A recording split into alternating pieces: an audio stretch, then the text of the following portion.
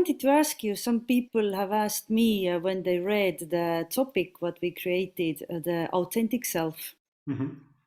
Um, self is meant by self, like itself, is meant different things in psychotherapy. But authentic self, I want to ask you, is it something what goes like all the time further as mirage that you actually never reach there? Or is it something either you are or you aren't authentic? And if you are, then is it also that you can learn to be authentic? So tell me, what is your approach to be authentic self? Yeah, great question. Great question. So, first of all, yes, there are different, I guess, different people, different trainings, different ideas have different use for the words. So, so for me, authentic self is something that there is one truth about me. When I radiate into the space, when I'm alive, there is one truth. There is the deepest core of me goes into the space. That's authentic. Now, however, very often because of stuff that happens in my life and usually traumatic or like hard experiences that I cannot process or accept at the time it happens, I compartmentalize it, like make a little pocket or put it under the carpet or hide it inside my psyche somewhere, that particular experience, because I couldn't digest it at the time. So from that moment on, if you like, one part of my authentic self is now a little bit hidden. It's still there, but it's not accessible to my conscious awareness. I'm not consciously present to it. So I could say that then that part of my expression is not authentic anymore because part of it is hidden. So then when I look at the work we do and in kind of becoming more authentic is actually uncovering stuff that I compartmentalized and separated and put under the carpet. And we lift it like shadow work, basically.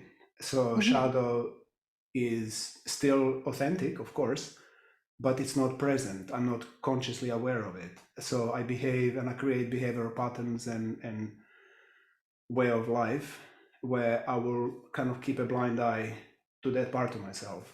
So then when I look at someone expressing and being in a space and being alive, I look for the totality, holistic observation of a person.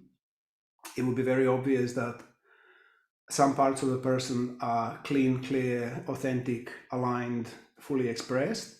And some other stuff, you can see they're hiding something.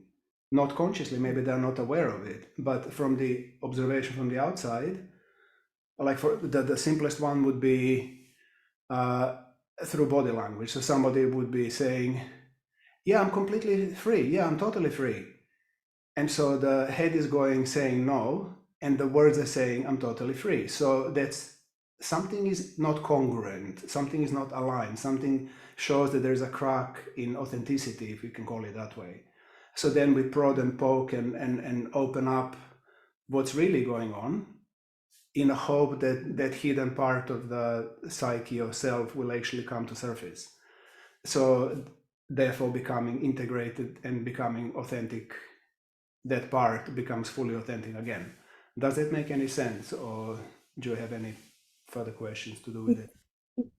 It very well makes sense. Thank you, Dean, for clearing it up. It makes sense, but I wanted to just add up probably that isn't it so that it's very necessary also to create as you did as well last time, and I'm sure you will as well this time, to create very safe container to open up, because our shields and kind of armors aren't for nothing there.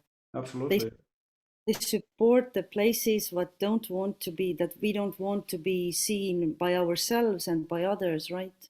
So in that sense, can you tell me also more about your techniques, what you will use? As a de-armoring master, I'm quite sure you're gonna use also some I'm not physical really a master, I'm just a practitioner. and also teacher. Okay. Yeah. Um, I mean, the whole thing, the reason we compartmentalize or the reason we separate part of ourselves is because it was too hard to bear, to face. So we had to do it. It's like a survival mechanism. So absolutely, our armor is there for a reason. It's just, right, and wise. Our soul, or like deeper side of ourselves, knows how to protect itself, and that's one way to protect. Because otherwise, it would just go insane, or it's just unbearable pain. So yes, for sure. So then we put it in under the carpet, and so the only way it will rise, no, the only way it will have a opportunity to rise is if it feels safe. So a person really has to feel as safe as possible. If there is any chance, even a little chance, of them actually allowing access to that part which is hidden.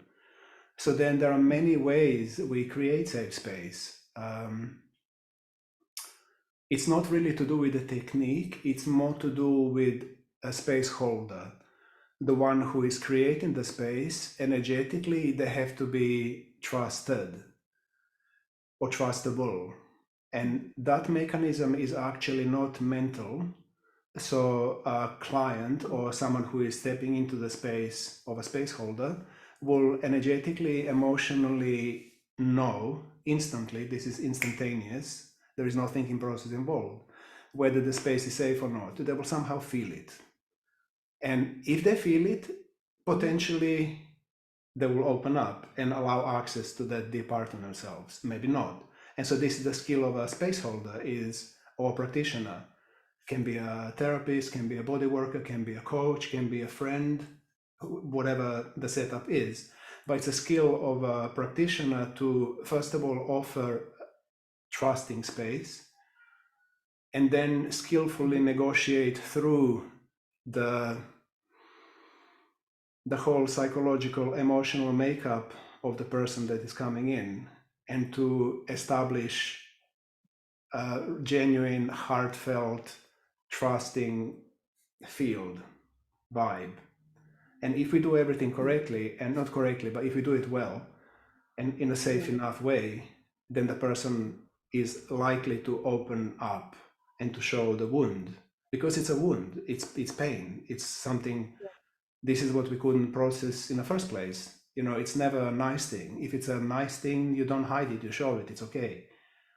So it's always gonna be stuff that either hurts, or it's embarrassing, or it's shameful, or basically not a great, not nice. So yeah, the only way it will show is in a space of safety.